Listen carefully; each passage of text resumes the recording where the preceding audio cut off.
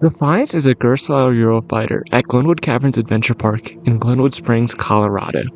This park is about a 2.5-hour drive from Denver and a 3.5-hour drive from Fort Collins. This ride had its grand opening on July 1st, 2022. This was a response to the question of, how could Glenwood Caverns open a thrilling coaster with the smallest footprint possible? If you don't know, Glenwood Caverns is a mountaintop park. It is one of the highest elevated parks in all of America. So with this, it is very hard to get materials up there to build a coaster. They also do not have a lot of space to work with, being on the top of a mountain. So, enter the Gerstlauer Eurofighter.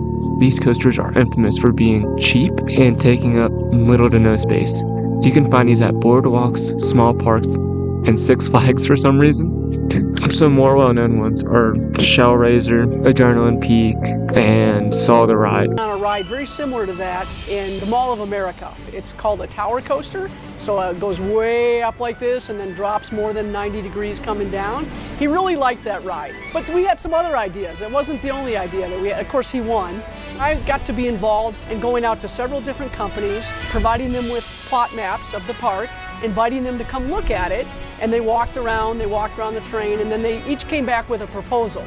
The other idea was to actually take the coaster across the hillside off to the cliff, and it was going to go out over the cliff and come back and make a run back. We looked at that one, and just really the cost of installation was just too much. So we knew we wanted a coaster. The key driver was the drop. Anything we can do to show off the view is awesome. Like we have 3 of our rides that are on the cliff's edge. Rides that might not be that scary in a flat park, but you go put them on the edge of a cliff and it kind of changes the feel of the ride. And then after that, we turned it over to Gerstlauer and said, give us a design. You know, some people wanted inversions and things like that. They came back with this really cool simulation, a video simulation, which was way different than just showing you a few photos. It was fantastic and we were sold. That was the only iteration we went through was, no, we love it. And this morning, you can no longer find information about the haunted mine drop on the Glenwood Caverns Adventure Park website. 9 News reporter John Glasgow with me now. This decision was made after a child died. Yeah, it's just a tragic situation, and the park's going to be closed until Wednesday until investigators can figure out what went wrong. We do know that the haunted mine drop debuted in July of 2017 and drops 110 feet down a mine shaft. The 6-year-old was on vacation with her family from Colorado Springs.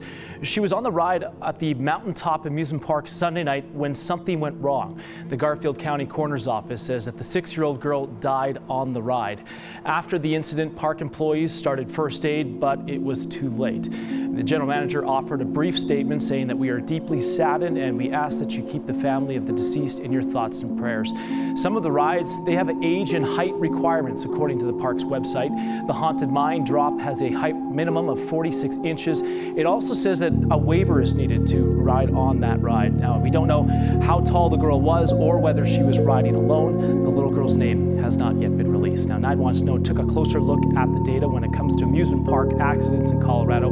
We learned that the deaths are rare. Between 2001 and 2017, there were 120 accidents and 2 people died. Glenwood Caverns will be closed until Wednesday, as we mentioned, as investigators try to learn more about what happened. Corey? Such a sad story. All right, John, thank you. With a height of 118 feet and top speed of 56 miles per hour, it does a lot with what it is given. The ride starts off with a turn out the station up a vertical lift. At the top, it starts to slow down and you get a brief but great view of Glenwood Springs, the town Glenwood Caverns is in. Then you drop with one of the greatest drops in the world, in my opinion. You get one of the greatest airtime moments in the world. Mind you, I only have like 74 credits, but still, the drop is beyond vertical, which is a staple of Gerstlauer itself. Then you get even more great airtime through the next element in a twisted airtime hill. Then you bottom out and go up with banana roll, named because at the certain view, the roll looks like a banana. Then you go through an inline twist and the ride ends. Pretty short, but as the only Eurofighter I've ridden, the layout is pretty good. I wish there was one more element, however, maybe a helix after the inline twist. I just want an intense moment because that is what this coaster is lacking, intensity. It has airtime for days, but if you're not balanced out, then what's even the point? That's why I love a helix at the end of a B&M Hyper, for instance. Sadly though, this coaster has no theme. Like, it's fucking called Defiance, which means to oppose something, to defy something. Like, come on, how does this coaster reflect that theme at all? Like, as a Disney kid, like, theme means a lot to me. It goes into a lot of my ranking. Like, come on, I'm gonna be an Imagineer, trust. Like, they couldn't have, like, themed it to, like, a runaway minecart or something. I'll touch on that later. I do like how this coaster plays with the location of the park. It is at the front of the park, and you go over it as you take the gondola to enter the park. You get great views from the gondola of the layout, and it's just amazing. Like I said, you get a great view of Glenwood Springs at the top of the lift hill, and it's just perfect. The queue, though. The queue is literally nothing. Like, it's reminding me of Emperor at SeaWorld San Diego in this bitch. Like, I hate how there isn't any space for a queue. 2 separate lines for the 2 rows always form. Like, there's no control. A bright side, though, I guess, is the bins, because I despise lockers. I love bins. As someone who brings a backpack filled with stuff, I can never fit my backpack in lockers, so bins are always a nice thing. Yeah, but, like, anyway. You can tell they had no room for this coaster with the minimal space for the queue. But besides the theme and queue, another one of my problems is the roughness. When the ride opened, it was immediately rough as fuck. I think this is a problem with the cars, but honestly, I have no clue. Since this is my only Eurofighter, I don't know if this is a trend or not, but I've heard rumblings that, like, other Eurofighters are like this. For instance, the potholes on Shellraiser, like, I've heard those are terrible, but it wouldn't surprise me if it's also because of the terrain is built on. Like, the footers are above ground, it's hard to build on a mountain, it's hard to transport the track.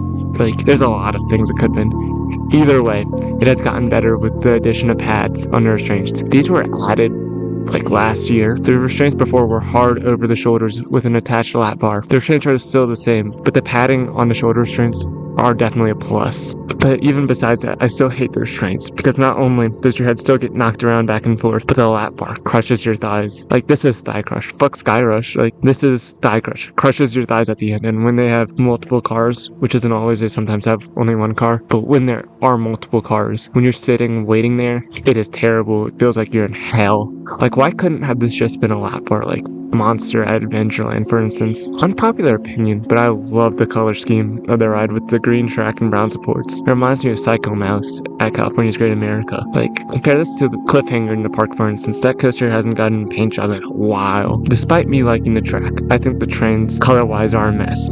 I don't know what it's trying to look like. I don't know what they were going for. They kind of resemble mine cars, but I'm honestly not sure. And the park does not give any, like, answers to what it is. But, yeah.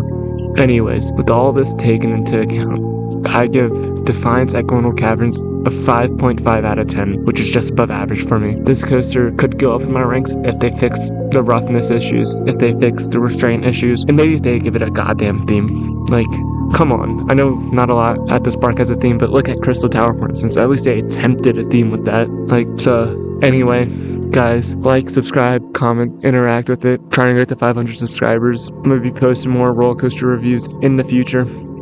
Comment what you want me to do, what coasters you want me to review, what other content you want me to do. Like, if you want me to shut the fuck up and go back to sports, I'll do that. But anyway, guys, TBN Dusky, and see y'all later.